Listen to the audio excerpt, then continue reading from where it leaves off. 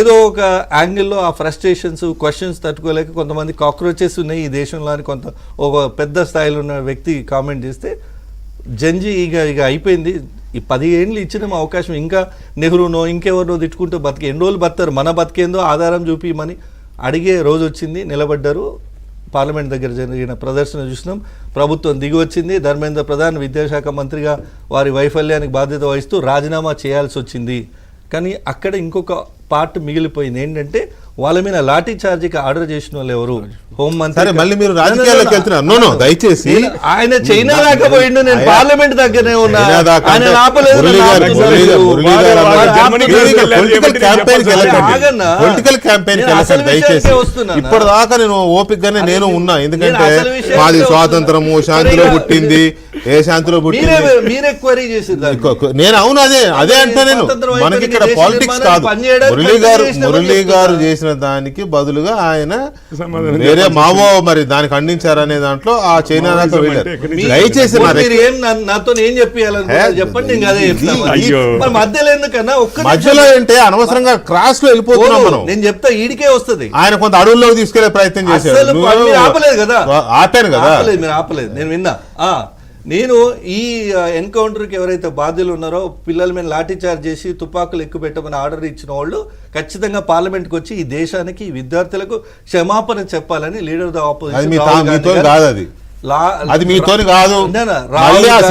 మళ్ళీ ఆ కాక్రోచ్ లో లేకపోతే ఈ వీళ్ళు రోడ్ ఎక్కితే తప్ప అమిత్ షాతో సారీ చెప్పించడం మీతోని కాదు.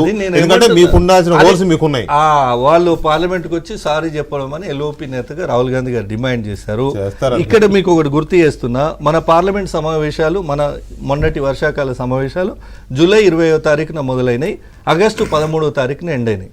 జూలై 20వ తారీఖు నుంచి ఆగస్టు 13వ తారీఖు వందే మాతరం బిల్లుకి వచ్చారు తప్ప ఆ ముందు ఏ రోజు కూడా ప్రధాని గారు అమిత్ షా గారు పార్లమెంట్కి రాలేదు. ఎందుకు రాలేదు? అందుకే మీరు ఈ దేశానికి సమాధానం చెప్పాల్సి వస్తుంది. అందుకే వందే మాత్రం పూర్తిగా వాడలేదు. అందుకే ఇట్లా మాట్లాడితే వందే మాత్రం పాడేటోళ్ళు ఎంతమంది బీజేపీ నాయకులు ఉన్నారు, వాళ్ళని నిలబెట్టి రోడ్డు మీద మీరు వత్తాసు పలుకుతున్నారు కదా, మీరు టీకే తీసుకుంటున్నారు కదా.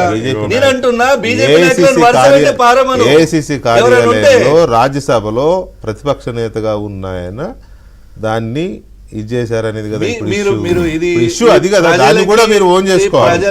Right, okay. సో ఇక్కడ ఏంటి అంటే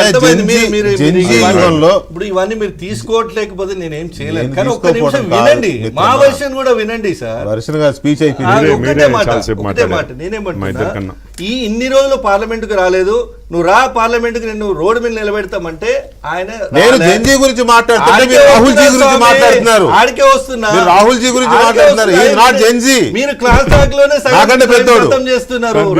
నేనేమంటున్నా, ఆ ఫ్రస్ట్రేషన్స్ అన్ని కూడా అమిత్ షా గారిలో మోడీ గారిలో స్పష్టంగా కనబడుతున్నాయి. కాబట్టి ఆగస్టు 15 రోజు ఇచ్చిన ఎర్రకోటపై ఇచ్చిన స్పీచ్ లో ఈ క్వశ్చన్ చేసే శక్తి ఉన్న వాళ్ళు మానసికంగా దృఢంగా ఉండి విధానాల పట్ల అవగాహన ఉండి మోడీ, అమిత్ షా, బీజేపీ, ఆర్ఎస్ఎస్ ఈ దేశాన్ని ఎంత విధ్వంసం చేస్తుందో సోయున్న వాళ్ళందరూ కూడా ఒక్కటై మమ్మల్ని ఒక్కొక్కరిగా ప్రశ్నించే రోజు పోయి ఇలా పెద్ద ఉప్పనై మా మీద పడుతున్నారు అనే భయమో ఫ్రస్ట్రేషనో ఈ దిమాగి నక్సల్ అనే పదం వాడడానికి కారణమని నేను భావిస్తున్నా. రైట్, మీరే కాదు దేశమంతా అంటే ఆ దిమాగి నక్సల్ అనే పదాన్ని డీకోడ్ చేసిన వాళ్ళందరూ అదే అనుకుంటున్నారు.